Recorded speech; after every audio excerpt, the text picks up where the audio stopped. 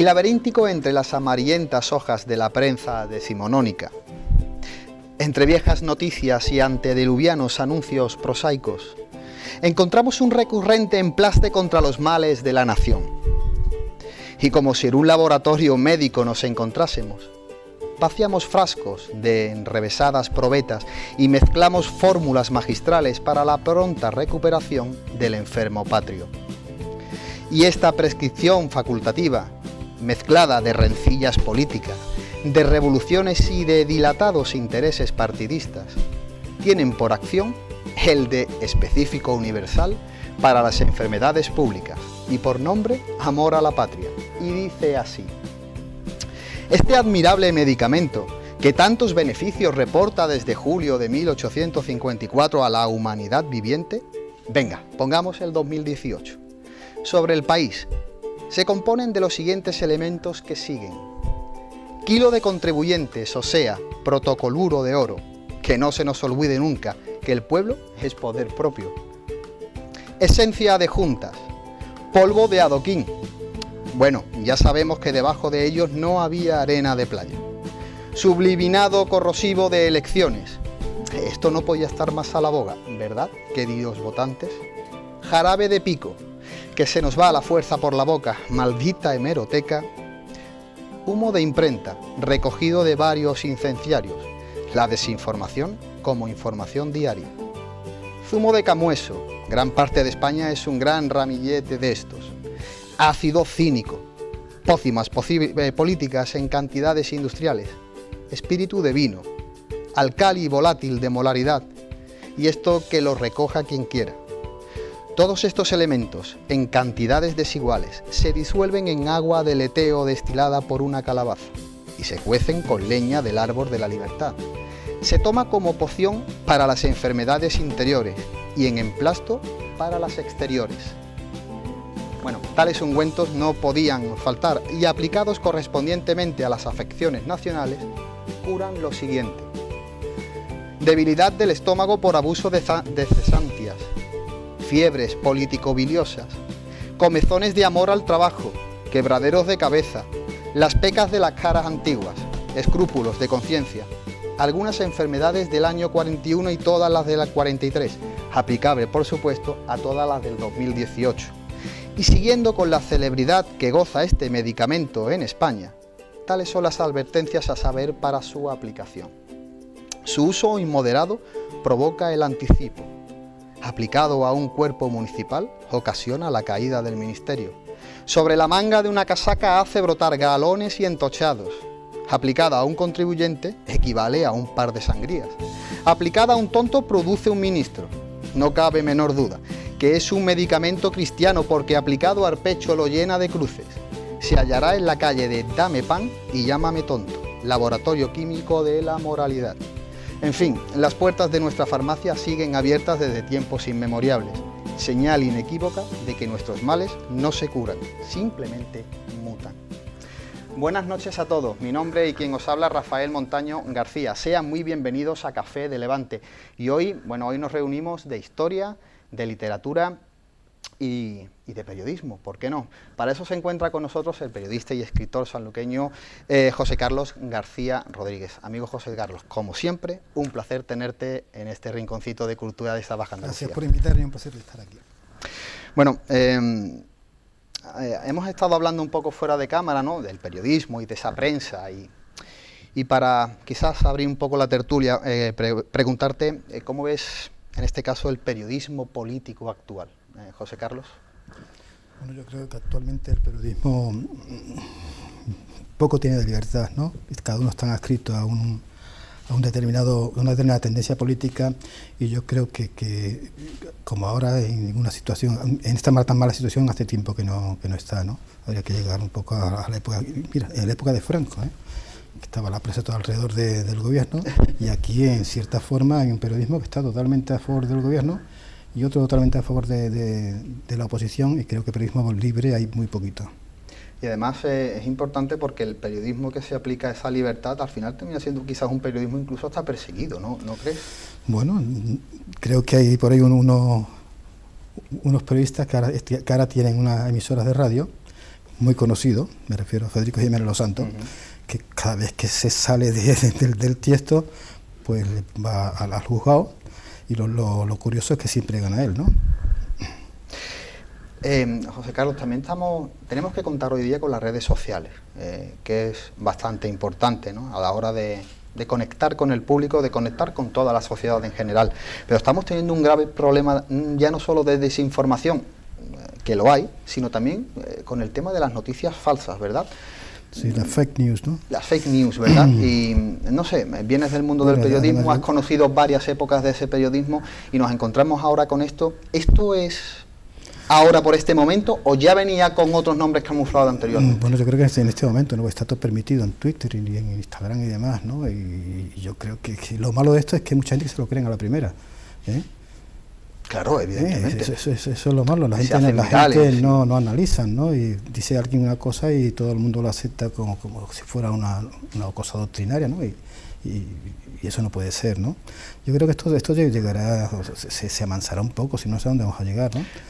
Estoy de acuerdo. Es interesante porque hace algunos días, viendo un programa de la televisión nacional, hablando precisamente de los fake news, y hablaba que incluso el Brexit se había provocado por ese tipo de noticias falsas, ideadas y soltadas por el gobierno inglés, e incluso la gobernación de Trump también estaba basada en estos fake news.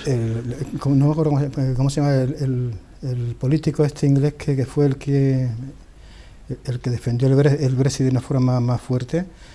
Ahora ha dicho que todo lo que decía era mentira, ¿no? Exactamente, cuando le dice a esa periodista, bueno, esos tantos millones de euros que van a volver, yo no lo recuerdo. Yo sé que la periodista le dice por ese dinero que iba a volver gracias a la salida de Europa de Inglaterra, y le dice, bueno, yo no tengo constancia de eso. Y le dice, pero es que habéis vendido eso durante muchos años. Y dice, eso sí, un error de... No, yo creo no era cierto, que él incluso se jacta, ¿no? Él es amigo íntimo del señor Trump, ¿no? Y lo comenta, y él dice que han llegado al Brexit gracias a noticias falsas que le ha divulgado, ¿no? Y que la gente la han comprado, ¿no? Con lo cual vivimos en una desinformación casi continua, ¿no? Sí, entonces se toman decisiones malas, porque uno no está informado convenientemente. Bueno,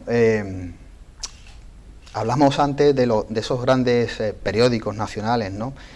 Por supuesto, escritos, y si no estaban escritos, tenían las aportaciones de los grandes oradores, ¿no?, y de los grandes retóricos del momento, no sé, Castelar, Pi Margall, Praxe de Mateo Sagasta, incluso Cándido Nocedal, ¿no?, y que plumas sueltas, sea de cual sea la tendencia política. Cuando hoy día, José Carlos, vemos en el Senado, vemos en el Congreso, esa quizás nula totalmente falta de oratoria, esa falta quizás de respeto, incluso últimamente lo que hemos podido ver con este chaval, ¿no?, catalán, con lo cual... De cuyo nombre no me quiero acordar. No sé, yo cuando... Es un apellido que dice exactamente lo que es el grupo, ¿no? Cuando vemos ese nivel de oratoria en el Congreso y ese nivel de poder hablar, ¿cuál es tu pensamiento? ¿Cuál es la sensación que tienes? No sé si tú te acuerdas, no sé si tú eres muy joven, ¿no? Pero no sé si te acuerdas cuando empezó la transición, había grandísimos oradores en el Congreso de los Diputados, sí, ¿no? Señor. Ahora la gente con un nivel intelectual así alto se han ido alejando de la política y ha quedado lo peor, ¿no? Ha quedado gente que son unos profesionales de la política. Y por ser profesional de la política sin tener unos fundamentos intelectuales no tienes por qué ser, no puede ser un gran orador, ¿no? Y eso es lo que hay, ¿no? Es un señor que un día se trae una impresora para decir 4 charradas, otro día se trae unas esposas, ¿no? Te refieres al tipo este catalán, ¿no? Y eso lo lleva, ¿no? Y el otro día con el que escupe y demás, ¿no? Pero ya, bueno, ahí ya estamos hablando de falta de respeto, pero cuando... La oratoria, un gran orador fue Mariano Rajoy, ya desaparecido, Casado posiblemente también sea un gran orador, Albert Rivera, y en la parte del Partido Socialista, pues no sé, ¿no? Porque el señor presidente del gobierno no... aparte de no ser santo de mi devoción, no sé si se puede decir aquí, esto es muy hombre, por supuesto. Libre. Pues no es un señor con muchas luces, ¿no? Claro. Bueno, y literariamente hablando, ha habido trabajos, ¿no? En este caso, que ha salido desde tu trabajo, en este caso, y nos encontramos un trabajo que nos ha dejado, y valga la redundancia, un sabor de boca muy bueno, que es la cocina sanluqueña, ¿no? 8.000 ejemplares se han vendido de este libro. 8.000. Cuéntanos un poco... 8.000 a final de diciembre del año pasado, o sea que todavía se sigue vendiendo, ¿no? O sea, claro. se han hecho diversas, nuevas ediciones, nuevas reimpresiones, ¿no? Y bueno, ¿cómo surge el proyecto, José Carlos, de este trabajo este es el tercer libro que dedico yo a la cocina de Sanlúcar. El primero se hizo en Sanlúcar con una editorial que había en Sanlúcar, se llamaba Tres de la Calle. Creo que se vendieron 5.000, ¿eh? Se vendieron casi todos aquí en Sanlúcar. Luego, el Bosque de Palabras, cuando se acabó no quedaron ejemplares en Tres de la Calle. El Bosque de Palabras es una editorial sevillana que ha desaparecido. Me preguntó si yo tenía los derechos para hacer una nueva edición, revisarlo un poco, reformarlo. Y sí, se hizo, ¿no? Y se vendieron otros 7.000 ejemplares. Y últimamente se ha hecho una ampliación y también le interesó a Almuzara. Les presenté yo el proyecto del nuevo libro había unas 25 recetas más, ¿no? Y una ampliación de la historia de la gastronomía sanluqueña. Se hizo una primera edición de 5.000 ejemplares y se ha vuelto no a reeditar, sino, como te he dicho, ¿no? Se ha vuelto a hacer impresiones nuevas. Se han vendido a final de diciembre, que es lo último que tengo yo, la última liquidación que tengo de derecho de autor, se han vendido 8.000, ¿no? José Carlos, ¿qué crees tú que tiene la cocina sanluqueña que ha traído desde siempre, bueno, pues a investigadores gastronómicos, a periodismo gastronómico, por supuesto, a comensales y a gente del buen comer? Bueno, fundamentalmente es la despensa. La despensa es excepcional, ¿no? Tanto el mar como el campo de Sanlúcar dan unos productos excepcionales. Y aparte de la despensa, pues son fundamentalmente la cocina sanluqueña, en mi opinión, son los platos de pescado, ¿no? Los platos marineros, que son los platos que hacían los marineros a bordo de las embarcaciones, ¿no? Luego eso trascendió a la cocina familiar en Sanlúcar y creo que eso fundamentalmente es lo que le ha dado prestigio a la cocina sanluqueña, que son los platos de guisos marineros. ¿Y qué entendemos como alimentación culta? Bueno, la alimentación culta, la alimentación tradicional de Sanlúcar es una alimentación culta, es una alimentación con fundamento tanto de tipo literario, de tipo de gastronomía pura, ¿no? Y que ha trascendido y que se ha mantenido a lo largo del tiempo, ¿no? Y que ha reflejado exactamente cada época o cada tipo de civilización que ha pasado por Sanlúcar, ¿no? Eso es la alimentación culta, tiene unos fundamentos históricos, tiene unos fundamentos cultos, en definitiva. José Carlos, encontramos algunos libros a nivel nacional de gastronomía y de repostería, ¿no? Yo creo que a finales del siglo XVIII, bueno, a mediados del siglo XVIII o incluso del siglo XVII, y hablando un poco más en el ámbito local, ha sacado este libro en el 2017, fue, ¿no? El año pasado, sí. Con otros trabajos que ya también tienes en tu haber de temas de gastronomía, pero ¿es normal estos libros de gastronomía, por ejemplo, en el siglo XIX, de Sanlúcar, en Sanlúcar, o estamos hablando de trabajos literarios de escaso poco tiempo? Bueno, siempre ha habido libros de gastronomía, ¿no? Los grandes cocineros ya de la época de Isabel la Católica, ellos dejaban sus recetas y hacían unos libros de gastronomía que son fundamentales para conocer un poco lo que ha sido la historia de la gastronomía española. Con respecto a la cocina sanluqueña no hay mucho escrito, pero sin embargo sí hay en el archivo de Medina Sidonia hay documentación referente a la cocina que se hacía en la Casa Ducal, ¿no? Y también en los Montpensier, los Montpensier, gracias a la señora duquesa de Montpensier, que le encantaba la cocina de Sanlúcar, en los archivos de Orleans Borbón quedan muchas recetas de la época de Montpensier. Que se receta que sería muy, no sé si se diferenciaría mucho de lo que podemos encontrar o llamar o denominar la cocina sanluqueña. Hay unos platos, porque a la duquesa de Medina de Montpensier, a la Luisa, a la hermana Isabel II, le encantaba la cocina de Sanlúcar. Ella siempre decía que el mejor plato que comía durante el año era el plato de chícharos con bacalao, hecho al estilo de Sanlúcar. Sin embargo, en el archivo de Orleans Borbón hay muchas recetas naturalmente, porque Montpensier era francés, ¿no? Con un cierto toque francés, ¿no? Que eso pasó un poco a las grandes familias de Sanlúcar. Sí, bueno, digamos, esa tónica que... Iban a comer, estaban invitados muchas veces a comer con Montpensier, ¿no? Con los infantes, y luego ellos querían un poco trasplantar la cosa de la moda francesa, sí, pero ¿no? Es muy interesante, además me gusta esta reflexión que has hecho, porque bueno, has escrito trabajos sobre la familia Montpensier, y es verdad cómo cambia la sociedad sanluqueña de mitad del siglo XIX, ya no solo socialmente, sino... bueno, la arquitectura social, en este caso la manera de vestir, la manera de industrializar el producto, la manera de vender, la política. Yo creo que esa corte, ¿no?, digamos, de los Montpensier, hace que la burguesía del momento, la burguesía de Sanlúcar, ¿no?, de mitad del 19, quiera compararse, ¿verdad?, con estos sí, señores. Naturalmente que sí, ¿no? Bueno, además, mucha de esta gente que venían a Sanlúcar a veranear ya lo siguen en Sevilla, ¿no? Claro. Y lo trajeron luego a Sanlúcar. Curiosamente, no sé si tú sabes que, para saber la importancia que tenía Montpensier en Sanlúcar, que estaba exiliado en Portugal, lo había exiliado, lo habían echado de España a Isabel II. Eso cuando la revolución de la Gloriosa, ¿no? La Diputación de Cádiz quería que volviera para que diera trabajo en el campo, ¿no? Estando totalmente en contra de la realeza, la mujer al fin y al cabo era la hermana de Isabel II, ¿no? Claro. Que venga inmediatamente porque trabaja 100 o 200 o 300 jornaleros, ¿no? Claro. La importancia de Montpensier en Sanlúcar fue muy a tener en cuenta. Por supuesto, y ligando toda esa trascendencia nos encontramos también, en este caso, con el buen comer y con la gastronomía. Al final termina siendo también una tendencia lo que podían comer los Montpensier a mitad o a finales del siglo XIX en Sanlúcar, para que se estilasen en los restaurantes del momento. Bueno, entonces había pocos restaurantes, ¿no? Más la familia. En Sanlúcar no se ha comido bien siempre, como tú sabrás, ¿no? Sin embargo, referirnos a lo que es la cocina fundamental de Sanlúcar, que es la cocina de marinería, en Bajo de Guía siempre se ha comido mucho mejor.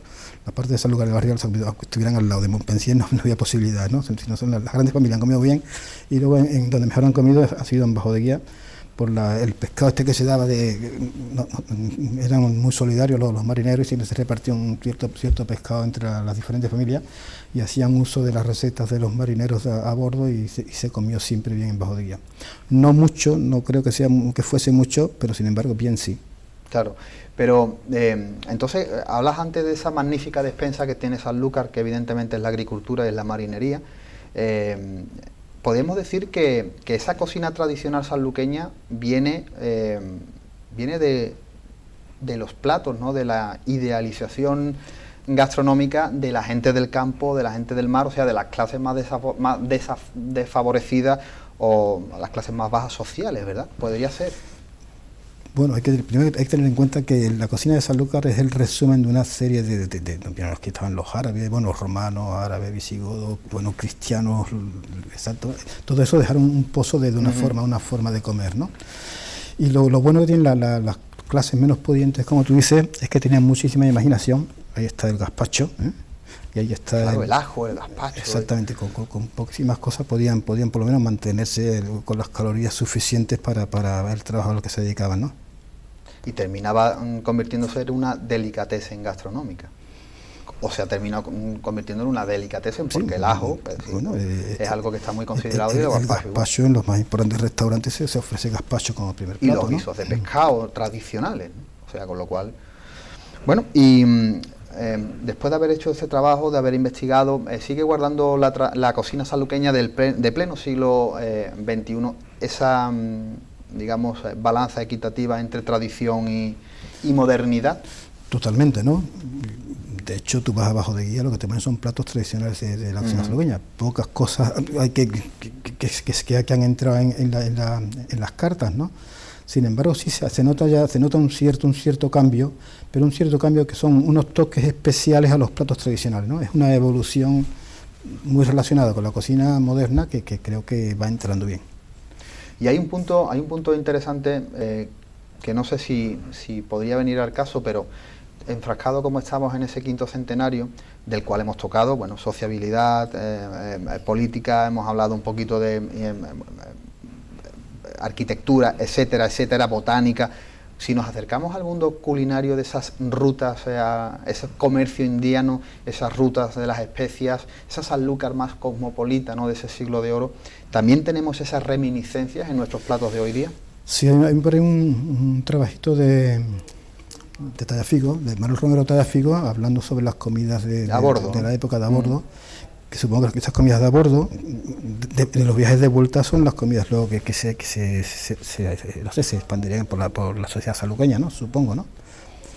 Bueno, de todas formas, Sanlúcar fue un puerto de entrada de cosas americanas y todos los productos americanos pues entraron por Sanlúcar. Bueno, y aparcando un poco el tema gastronómico, José Carlos, hay un libro muy interesante. Que es el asunto de la patata, no sé si tú conoces el asunto de la patata, ¿no? La patata se decía que producía graves enfermedades, entre ellas la lepra, entonces la patata se daba a los animales. Hasta que en el siglo XVIII las tropas tenían que comer, entonces les dieron patata. Y luego en Sanlúcar, a partir de la Sociedad de Amigos del País, ¿no? Fueron los que pusieron aquí en... Sí, señor, además no recuerdo el señor que lo... Era un cura, me parece, ¿no? que además lo decían en las iglesias, que hay que sembrar papas para que la consumiera el pueblo, ¿no? Y fue entrando, a finales del siglo XVIII, fue entrando poco a poco. La gente cree que la papa, desde que llegó de América, se consumía, la gente lo consumía, no. Hasta finales del siglo XVIII no se consumió. Y qué gran acierto, porque gran parte de nuestros guisos y de nuestros comistrajos vienen con la patata. Señor. Y la importancia que está teniendo con la patata de Sanlúcar. La patata, ¿no?, de arenas finas y esa denominación que ya guarda nuestra patata, evidentemente. Y encima de la mesa, semblanzas sanluqueñas, un trabajo de biografía sobre personajes importantes y referentes culturales y de otras ramas y de otros ámbitos que han quedado reflejados en este primer volumen. Sí. Bueno, yo realmente traigo aquí encima de la mesa, que es el libro de Silueta Sanluqueña, que es escrito por José Antonio Caballero, digamos que retomas ese testigo de poner en boga, ¿no?, en palestra las biografías de nuestros sanluqueños. Sí, bueno, yo creo que es mi homenaje particular a una serie de sanluqueños que han hecho unas cosas de una forma tan ejemplar que deben quedar constancia de ellos, ¿no? Decía, me vas a permitir porque decía el amigo José Antonio Caballero en su trabajo Siluetas Sanluqueñas, que se edita en 1910 y dice... Por Domenech, me parece que lo edita, ¿no? Tipografía Domenech, ¿no? Dame un momentillo, dice... Además, la índole de este libro no requiere prólogo. Solo he de tratar en el mismo de las personalidades sanluqueñas o de quienes viviendo o no en Sanlúcar la honran y benefician, cuyos talentos y virtudes deben quedar aquí perpetuados para emulación y conocimiento de generaciones futuras. Y siendo asimismo sanluqueño el autor, que más prólogo que estas palabras o estas pocas líneas como demostración de sus deseos. Sirve exactamente de prólogo a mi libro, ¿no? Totalmente. Totalmente, ¿no? Lo que sí es cierto es que aquí, casi la mitad de los personajes que tiene aquí, este hombre es el José Caballero, ¿no? Sí, bueno, es... no son nacidos en Sanlúcar, sino son gente que están en Sanlúcar pero no son nacidos en Sanlúcar. Y en el mío son todos nacidos en Sanlúcar. Son todos nacidos en Sanlúcar, sí. ¿no? Bueno, ¿qué personajes, José Carlos, destacarías de semblanzas sanluqueñas? De este primer volumen, ¿cuál ha sido ese personaje que más ganas tenías de que saliera a la luz, por su rareza o por su trabajo o por su filantropía, no sé? Yo me he quedado sorprendido con unos personajes que se llaman los Martínez de Espinosa, el abuelo y el nieto del abuelo que fue militar, era marino de la Marina, que combatió en la Guerra de la Independencia, creo que le dieron la medalla de San Fernando. Y luego el sobrino, un gran pintor que tiene cuadros en el Museo del Prado de Madrid, y un gran grabador, pero al máximo nivel, ¿no?, de los más importantes de España. Y curiosamente también fue el primer director del Círculo de Bellas Artes de Madrid, ¿no? Unos personajes, bueno, me he quedado sorprendido porque yo no tenía ni puñetera idea de quién era esta gente. Yo sabía que había un Martínez de Espinosa grabador, pero no sabía que era de Sanlúcar, ¿no?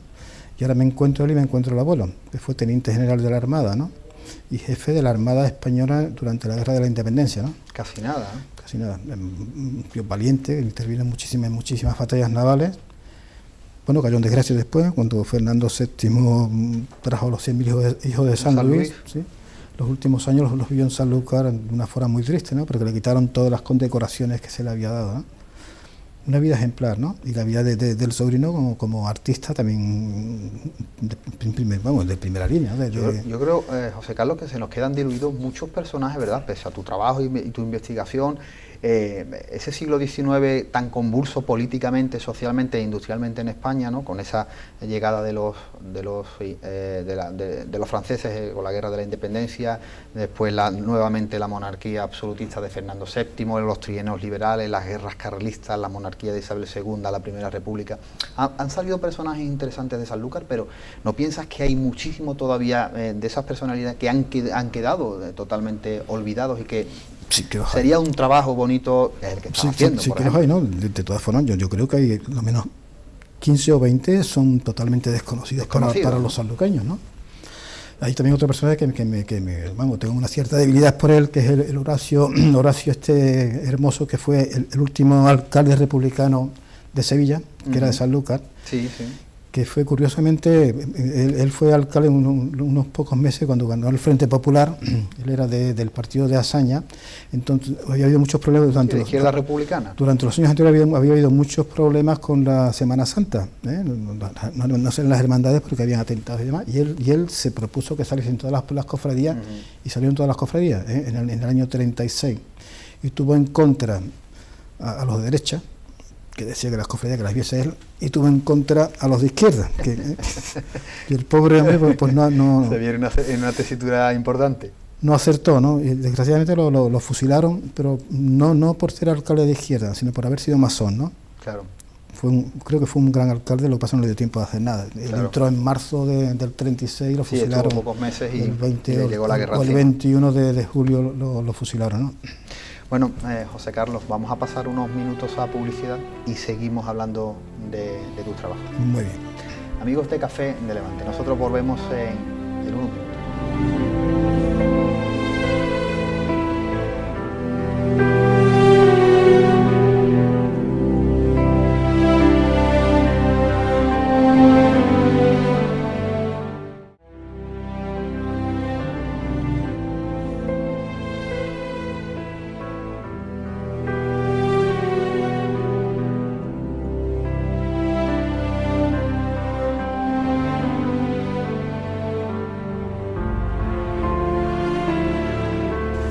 Amigos de Café de Levante, amigos de Costa Noroeste Televisión, seguimos hablando con José Carlos García, hablando de sus quehaceres, de sus libros, de sus investigaciones.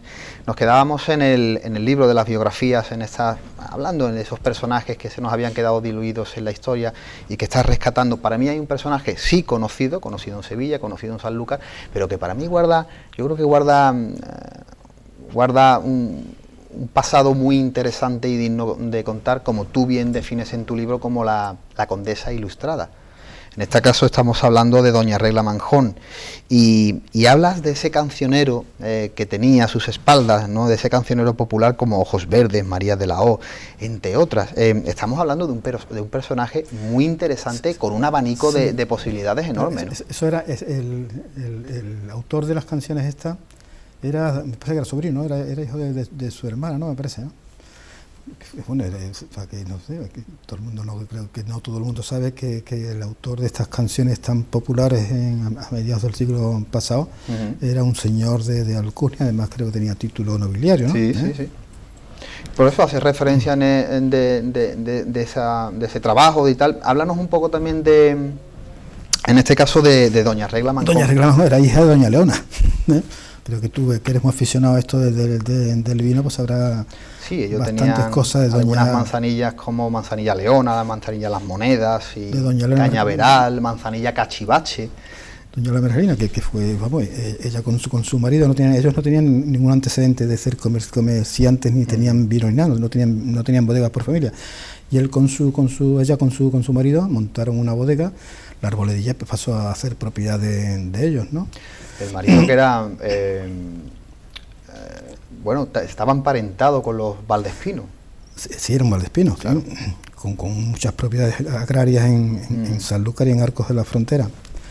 Y era tan importante la bodega que cuando Alfonso XII visitó Sanlúcar, visitó la provincia de Cádiz, ¿no? La bodega donde fue atendido fue la bodega de doña Leona Mergelina, que estaba exactamente, esa bodega estaba en el callejón de San Miguel, detrás de la casa de Moreda. La casa de Moreda era la casa de residencia de ellos, toda la parte de atrás, donde está actualmente el patio de un bar-restaurante que se llama el patio de Los Galanes. De Los Galanes, ¿eh? Esa era la bodega. Esa bodega después pasó a manos, si no me equivoco, de Conde Bustillo, podría ser.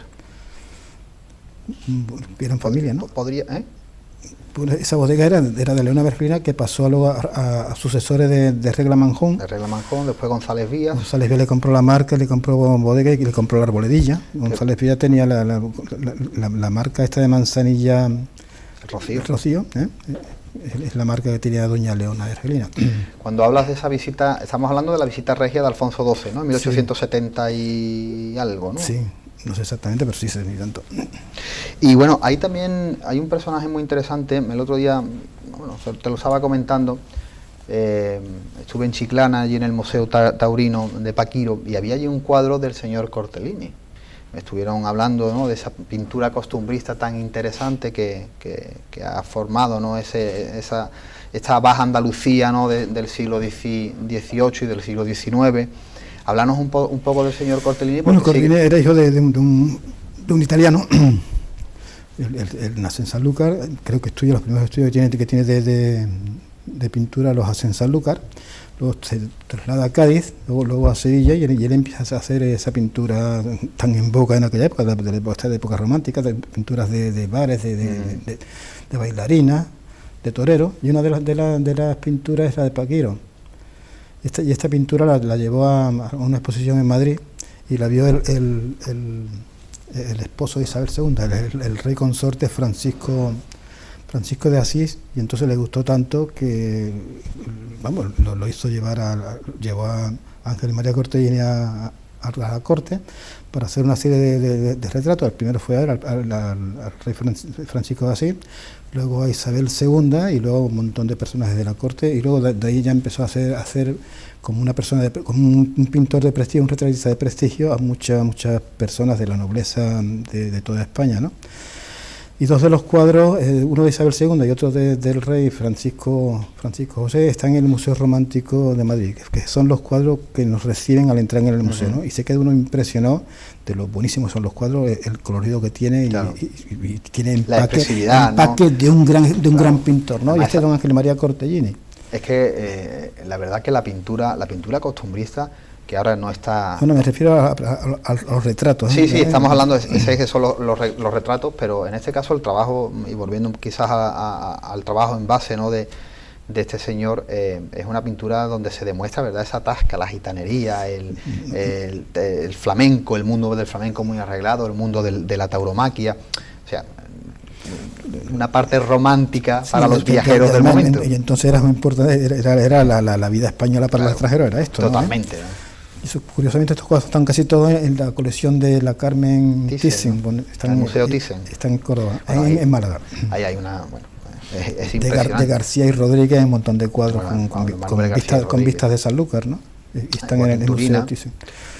De Turina Real, sí, el padre de Turina del compositor. Hay uno que es la playa de Sanlúcar, que es un cuadro precioso. Unos niños están en las casetas y unos niños jugando en la orilla, ¿no? Y una señora preciosa.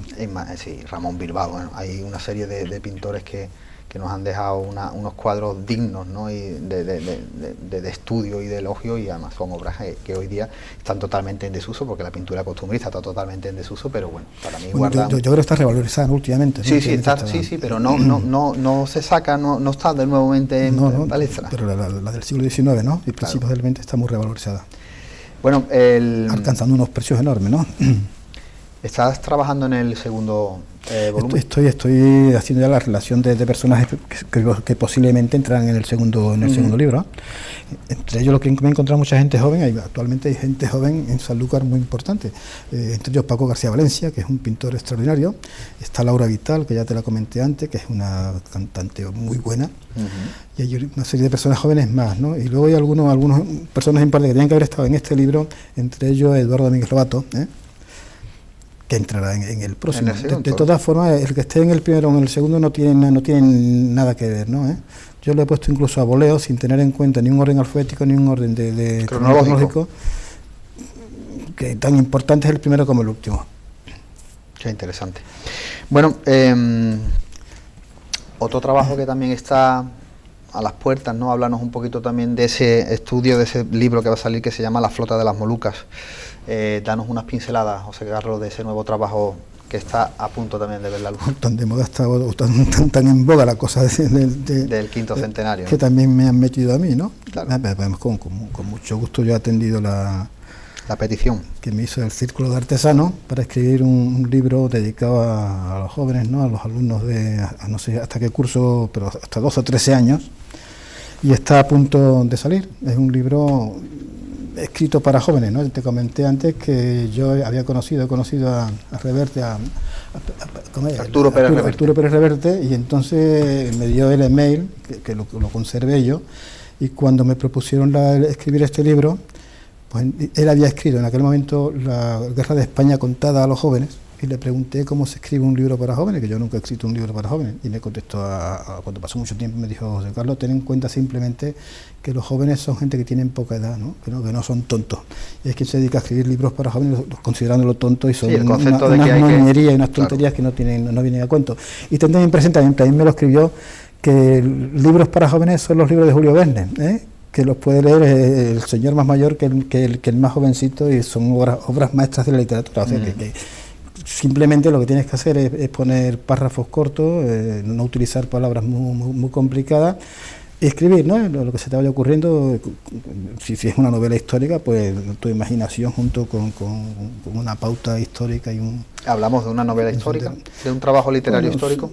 Sí, pero más cercano a lo que es un ensayo histórico, sí, que a lo que es una novela, ¿no? A mí la novela histórica, yo estoy un poco harto de novelas históricas. Todo el mundo escribe novelas históricas, hay una inflación total y absoluta de novelas históricas, y no quería hacer una novela histórica. Pero pocos... Aunque es una novela, porque hay diálogos y hay cosas en el libro dedicado a la vuelta al mundo, ¿no? De esas novelas históricas no sé si pocos se acercarán, o ninguno se acercará al maestro don Benito Pérez Galdós, ¿verdad? Qué maravilla, ¿eh? ¿Cómo se pueden coger esos episodios nacionales nuevamente y volver a releer el libro de los 46 que quiera y engancharte desde la primera página? Qué manera de utilizar el castellano. Don Benito, uno de los mejores novelistas que ha tenido España, de los mejores novelistas del mundo. Yo también. Y además poco reconocido en España. Bueno, sí, no reconocido. Yo en su momento no, ahora sí. Yo creo que en su momento no le dieron los premios que tenía que haber conseguido, ¿no? Y bueno, es que aunque son novelas, los episodios nacionales, pero son novelas tan estrictamente históricas que es un libro de historia, no son libros de historia, y muy ameno porque lo escribe él, y lo escribe de una forma tan estupenda que da gusto, ¿no? Sabes que hay otro de los grandes personajes de esta España nuestra que para mí sigue siendo uno de las grandes plumas, ¿no? de la escritura costumbrista y de la escritura realista, como fue el cronista de la Villa de Madrid, Ramón de Mesonero, que fue en este caso el maestro, en este caso de Benito Pérez Galdós. Tiró mucho de Ramón de Mesonero, y tiró mucho de sus descripciones del Madrid de antaño. Era un hombre coleccionista, era el cronista de la Villa de Madrid. Otro gran personaje de la literatura decimonónica. Curiosamente, toda esta gente luego estuvieron en el Congreso, ¿no? Sí, claro. Eran unos tíos de tantísima valía, y entonces debía dar gusto ir al Congreso solamente para escuchar a esta gente, ¿no? Bueno, parece esto... Estamos hablando de cosas que parecen antediluvianas totalmente, pero tú coges el discurso, por ejemplo, de Emilio Castelar, de la abolición de la esclavitud, que son, no sé si son 10, 12 hojas, la podías encontrar en internet. Y eso es una auténtica obra de arte. Sí. Y ver ese señor recitando eso como el que recita un poema sin un papel, prácticamente casi sin un papel casi por delante, eso es digno de los grandes políticos y oradores de todos los siglos. Sí, eso es una virtud. Son personas que abochornan a los parlamentarios actuales, ¿no? Totalmente. Totalmente. Bueno, hay uno, siguiendo un poco la tónica de ese quinto centenario, de ese trabajo de las Molucas, en uno de los proyectos de don Genaro de Cabestany, del que bien conoces, era la ilustración, ¿no?, de la hazaña náutica de Magallanes y Elcano. Y él decía que en uno de lo que él propone, ¿no?, en esa Sanlúcar de 1919, o años antes, que es cuando saca él su opúsculo, él dice que la historia de Sanlúcar, de las navegaciones, hay que llevarla a las aulas, porque si el pueblo, la sociedad civil no lo conoce, es un tema que evidentemente será olvidadizo y que no llegará a ningún lado. Estamos hablando que estos trabajos que se están haciendo este año es para acercar a los más pequeños a la historia de Sanlúcar, ya quizás con vista a este 5º centenario, pero también en un futuro, ¿no? ¿No crees que sigues en este caso guardando la misma pauta que hizo don Genaro en su momento? Sí, y lo lamentable de todo esto es que va a pasar como don Genaro, en Sanlúcar, no va a quedar nada. Quizás solamente, no sé si recordarán los alumnos que atiendan estas clases que se le va a dar sobre la vuelta al mundo, y sabrán exactamente, no sé, la cota de importancia que tiene esta efeméride, ¿no?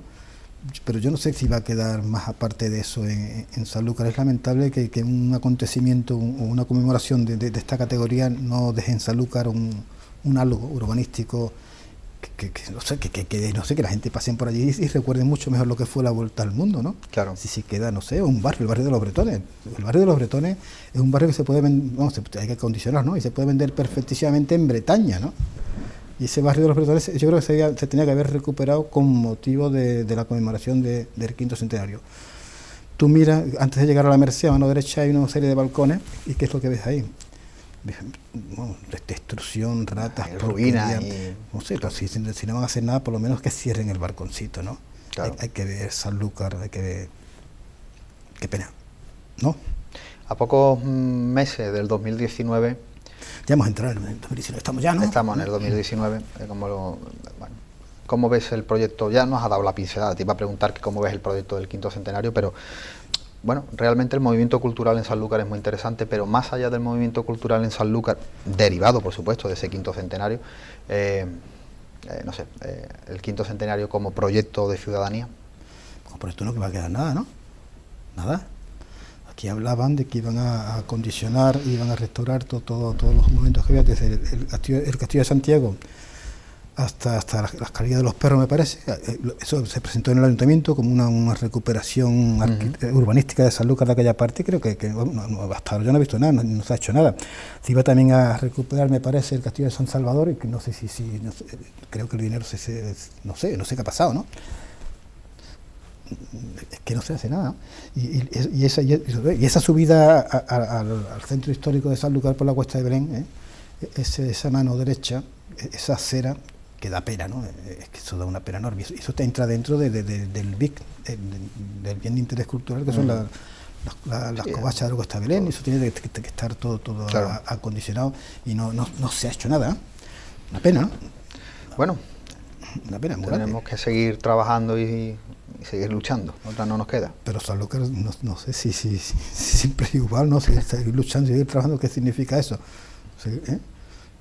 Vamos, por el ayuntamiento, ¿no? Seguir trabajando, de hacer cosas que se vean, sí, ¿no? bueno, y que mejore la situación social de la ciudad, que hay que ver que es lamentabilísima, ¿no? Claro. ¿Cuántos hay parados en Sanlúcar? Hay que ir a captar inversiones, ¿no? Sí, sigue adoleciendo de una gran falta de suelo industrial, ¿no? De tejido industrial. Eso se buscará en algún sitio, supongo, ¿no? Es el motor, ¿no? Digamos que es el motor de cualquier ciudad, ¿no? Sanlúcar tiene unos mimbres muy buenos, pero necesita ese suelo industrial y ese tejido industrial para sacar adelante cualquier proyecto de ciudadanía en este caso. Pero bueno, aquí hay que seguir, como digo, trabajando y seguir luchando, porque otra no nos queda. Pero te vuelvo a decir, seguir trabajando y seguir luchando, ¿cómo? Porque hasta ahora dice que se ha trabajado mucho, se ha luchado mucho, pero que yo quiero ver resultados, ¿no? Claro. ¿No? Bueno, el 5º centenario es algo que ha puesto, ¿no?, a fundaciones, asociaciones en marcha, todas con ideas, todas con proyectos, intentando cambiarlas. Son proyectos de andar por casa, no hay proyectos grandes ninguno. Bueno, yo siempre digo que si no hay un proyecto económico, si no hay una financiación económica, el proyecto pues se queda siempre. Sí, financiación habrá que buscarla, ¿no? Claro. No sé, creo que los gestores tienen que estar en el sitio donde dan el dinero, claro, en Madrid o en Bruselas, ¿no? Pero no puede estar uno en su despacho aquí esperando que se las den todas. Y bueno, en estos últimos minutos, José Carlos, hay algunos trabajos que también me gustaría tocar, trabajos de investigación y trabajos literarios como La princesa triste, biografía de María Teresa de Borbón. ¿Cómo enfocas la vida de la condesa de Chinchón, hija de don Luis? Esto es el resultado de haber leído hace poco tiempo la biografía de Godoy, de Emilio La Parra, y la biografía de Fernando VII también de Emilio La Parra, que fue esa ganó el premio de memorias y biografías de Marqués de Comillas de este año, ¿no? Sí. Son unas biografías preciosas. Entonces me encontraba en los dos libros, a doña María Teresa de Borbón y Vallabriga, condesa de Chinchón, que fue la esposa de Godoy, una persona que se habla muy poco de ella, ¿no? Se habla de Godoy y Pepita Tudó, no se habla de esta mujer, no se habla nada en absoluto. Y entonces me empiezo a descubrir que esta mujer es la hija del infante don Luis, que es el hermano pequeño de Carlos III. Entonces el hermano pequeño de Carlos III resulta que tiene unos hijos que han nacido en España, y sin embargo Carlos III tiene hijos que han nacido en Italia, y no podían reinar los hijos de Carlos III. Entonces tiene miedo de que los hijos de su hermano Luis lleguen al trono de España. Y lo que hace cuando se muere don Luis, lo que hace con esta gente es quitarle el apellido Borbón y solamente se pueden llamar Teresa Villabriga, Luis Villabriga y María Luisa Villabriga.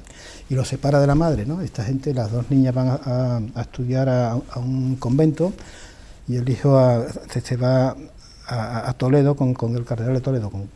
Y entonces es una vida muy curiosa. Solamente esta niña entra con 6 años en el convento, sale con 16 años para casarse con Godoy. Se casa con Godoy, pero Godoy y la reina María Luisa quieren que Godoy fuera parte de la Casa Real Española para comprar mucho más al valido de la reina, ¿no? Y le devuelve el apellido Borbón. Sin embargo, ella conoce que Godoy está enamorado, vive con Pepita Tudó, y bueno, es muy curioso, ¿no? Esta mujer, una vida muy triste, lamentable, ¿no? Y le he llamado la princesa triste, y estamos investigando, ¿no? Hay mucha información en el Archivo Histórico Nacional, con cartas de ella dirigidas a su marido, porque se separa del marido, ¿no? Cuando el motín de Aranjuez, al marido sabe que lo detienen y lo mandan luego a Francia, y ella se separa y no vuelve a ver más a Godoy. Ella se va con su hija de Godoy. Bueno, hay muchas cartas, las cartas en las que ella dice que este hombre vive con Tudó, y no me echa cuenta, se lo dice a la reina María Luisa, ¿no? Se suponía que era la amante también de Godoy, ¿no? Y es una vida muy curiosa la de doña María Teresa Borbón Vallabriga. ¿En qué proceso se encuentra actualmente el libro? Fichas, ¿no? Haciendo fichas de los diferentes personajes. Que va a ser una biografía se puede hacer fácilmente una novela histórica, pero te digo que hay inflación de novela histórica, y que la novela histórica a mí no me gusta. Me gusta más ir al grano y poner en los papeles exactamente cómo fueron las cosas. Y no sé, esto es una pregunta. Yo no he escrito nunca en biografías, como lo haces tú, evidentemente, pero sí es verdad que ¿cuál es el secreto para escribir en pleno 2018 un libro de biografías y no caer en esos antiguos libros biográficos que terminaban siendo un poco más costosos de leer, ¿no? Bueno, ha cambiado la forma de escribir, ha cambiado, ¿no? Cada uno tiene su estilo, yo tengo mi estilo. Mi estilo, curiosamente, me dicen que es un estilo muy periodístico y que es muy fácil de leer, ¿no? No sé, las frases van de una forma tan suave que se lee fácilmente. Utilizando ese estilo y utilizando documentos y demás, con transcripciones de documentos, y hilando una cosa con otra, haciendo los diferentes capítulos, y así sale una biografía, ¿no? Engarzando piezas de puzzle, nunca mejor dicho. Sí, exactamente. Y aparte de hay la ficha, como 500 fichas, y luego hay que ir enlazando, ¿no? Sí, pero bueno, hay un trabajo siempre de investigación, de llegar a los archivos, de saber dónde está la materia. Es más difícil hace falta un pelógrafo para lo que lo lea, ¿no? Porque es complicado de leer la escritura de principios del siglo XIX, final del siglo XVIII, ¿no? Sin embargo, ¿no? Pues bueno, va a salir, creo, un tomo de unos 400 o 500 páginas. Y bueno, es que esa mujer solamente se conoce por el cuadro de Goya, que creo que es el mejor cuadro de Goya, ¿no? Tú lo conoces, está sentada, está embarazada y tiene las manos puestas sobre el embarazo, ¿no? Y tiene unas espigas en la cabeza, que son las espigas de la fertilidad, ¿no? Y entonces la quería muchísimo Goya, ¿no? Y entonces Goya hace una obra maestra, que es un cuadro extraordinario. Ese cuadro está desde el año 2000 en el Museo del Prado. Ese cuadro estuvo en la familia de los descendientes de Godoy hasta el año 2000, y lo compró el Ministerio de Cultura por 4.000 millones de pesetas, ¿no? Y ahora está en el Museo del Prado, bueno, a la altura de las Meninas, ¿no? Ese claro. cuadro, viene gente de todo el mundo a ver ese cuadro porque es un cuadro precioso. Increíble. Aparte de escribir, ¿qué lees? Bueno, yo las cosas modernas no me es muy difícil que me entre, ¿no? Es complicadísimo que yo encuentre un libro actual que me guste. Sin embargo, hay libros muy buenos, ¿no? Hay bestsellers que porque sean bestsellers no tiene por qué ser malo, ¿no? Pero no me atraen. Y ahora lo que estoy leyendo clásicos, que son los que me aportan algo, ¿no? Y los que me dicen cosas de la vida. Y te despiertan otra manera. Y cuando lo que quiero leer por entretenerme, pues yo con mis autores de novela negra, ¿no? Dashiell Hammett, bueno, la TS, no me acuerdo cómo se llama, incluso Agatha Christie, ¿no? ¿Y de literatura nacional? Bueno, los clásicos, ¿no? Clásicos. Sigues releyendo el Quijote, Quevedo. Sí, te dice siempre que hay un Quijote ya está más manoseado que la puñeta, lo tengo en mi mesa, ¿no? Para leer cosas del Quijote. Sí, que esto es insuperable. Es insuperable. Como es insuperable, yo no tengo por qué ir a cosas modernas que son totalmente superables, ¿no? Evidentemente cuando... Pero de todas formas no es porque yo no tenga nada contra la literatura moderna, ¿no? Sí, pero yo... A mí María Dueñas me gusta cuando veo un libro de María Dueñas, cuando... Yo tengo que... Yo además, algo que yo he hablado aquí alguna que otra vez, yo tengo que reconocer, me gusta mucho, como tú sabes, la prensa histórica, y me gusta mucho la literatura nacional, ¿no? Los clásicos, ¿no? Cuando vas leyendo durante años esa manera de escribir, esa manera de descripción, esa manera de utilizar el lenguaje, de utilizar distintos matices que han quedado diluidos, ¿no? En las características de escritura, que ya no se utiliza hoy día. Cuando coges un libro actual, hay un choque térmico enorme, porque echas en falta esa retórica, ¿verdad? Echas en falta esas palabras, ese cuidado del lenguaje. Con esto no digo que es lo que se está haciendo, bueno, pero sí es diferente. Ahora se cuida poco el lenguaje ahora, no los escritores actuales, ¿no? Arturo Pérez Reverte me gusta, desde que sigo un libro lo leo, ¿no? Me gusta. Pues bueno, la verdad que esperemos con ansias esos libros que están a punto, porque... James M. Cain, ¿no? que me encanta, estos americanos de los años 40, 50 que escribían novela negra, ¿no? Y Hammett, joder, me fascina. Claro. Pues nada. Y P.C. Jane, que es una señora, ¿no? Que escribe novela negra, que es inglesa, fue buenísima, ¿no? Y Agatha Christie, fíjate, una cosa tan simple como lo de Agatha Christie, me gusta leerlo, que quiere que haga, ¿no? No, para... No te digo, a cualquiera que me dice, no leo las cosas nuevas, que tengo ya mucha edad para que me digan qué es lo que tengo que leer, ¿no? Así que yo leo lo que me gusta. Lo que te apetece, yo hago exactamente lo mismo. Yo estoy las obras de teatro, los clásicos, Lope de Vega y Calderón de la Barca. Bueno, Calderón de la Barca, el gran teatro del mundo, ¿no? Que me parece una auténtica obra de arte. Amigo José Carlos, ha sido como siempre un placer tenerte aquí. El placer ha sido mío. Yo creo que me gustaba la idea de hablar de cocina, de hablar de esas biografías, de hablar de tus trabajos, y toda la suerte del mundo para los siguientes, que sé que no la necesitas porque el trabajo es muy bueno. Con lo cual, muchas gracias. Yo particularmente disfruté mucho con los libros de los Montpensier. Biografía de una obsesión, me parece un libro genial para conocer realmente la vida de don Antonio, que creo que es una persona que hay que estudiarla y hay que conocerla. Sí, una persona igual que Godoy. De Godoy siempre se ha dicho que ha sido una persona nefasta, ¿no?, para la política española, y sin embargo ahora se está descubriendo que no ha sido tan nefasto, ¿eh? Bueno, para la sociedad de Montpensier, que era un personaje que solamente le quería conseguir el poder y sus intenciones. Cosas muy buenas, ¿no? Y tiene otra faceta que es una faceta muy positiva, ¿no? Bueno, pues nada, amigos, seguiremos hablando. Muchísimas gracias. Gracias a ti. Amigos de Café de Levante, nosotros volvemos para la semana que viene con nuevos invitados y nuevos temas encima de nuestra mesa. Les dejamos ahora con nuestro rincón literario de manos de don Eduardo Domínguez Lobatú. Bueno, sean muy felices y tengan muy buenas noches. Y él le dijo: hoy quiero regalarte un libro de 1000 hojas llenas de ti, y hoy quiero regalarte el olor que elegiste para mí. Hoy quiero regalarte mis letras, tus colores, quiero regalarte más de 40 sabores, y quiero también regalarte un baile por sevillanas dentro de aquel traje sin olvido que tú llenaste de tan hermosos lunares. Y hoy quiero regalarme, poder regalarme un verso con tu beso. y una pluma que escribe tus sonrisas dibujadas en el aire azul de ese cielo azul que tanto hace viajar a las nubes blancas y pintar las dunas, caminito del futuro.